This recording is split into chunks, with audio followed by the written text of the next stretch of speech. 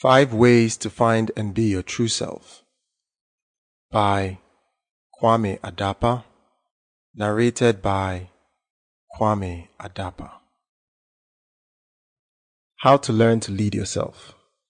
In a world where others tell us what to do right from birth, it can easily and quickly become a habit to defer to other authority figures. Our first authority figures can be our parents, guardians, and other members of our closest family circles, such as our older siblings who care for us. From there, we have school teachers, religious leaders, community elders, and the like.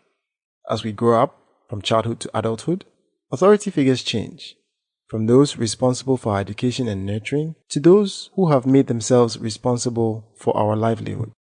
Our authority figures become our religious leaders, politicians, our judicial and law enforcement officials, medical practitioners, financial and insurance professionals, professors.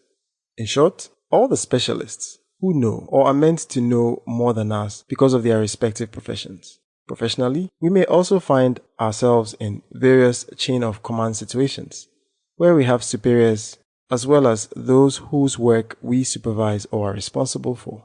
In the homes and communities we belong to, we may also find ourselves being responsible for our family members as well as for community members in cases where we hold an office of some kind. For example, you may be a community leader in weekend cleaning efforts or the go-to person in your community in terms of maintaining communication and links between community members. In all of this are mundane education, both the informal kind at home and in our communities, and the formal kind in our schools, teaches us morals, values, laws, and acceptable codes of conduct in our given communities. We draw on tradition, on religious codes of conduct. We are guided by the laws of society, by the work culture at our careers. All these avenues we draw from are external to ourselves. The internal guidance is not encouraged in mundane education. In fact, in 19th century education theory, the idea of tabula rasa was current for a time. This was the idea that a child was born as a blank slate, waiting only to be written upon, taught, and prepared through education the child receives from childhood into adulthood. The adult is then expected to educate or to help in the education of children, and the process continues.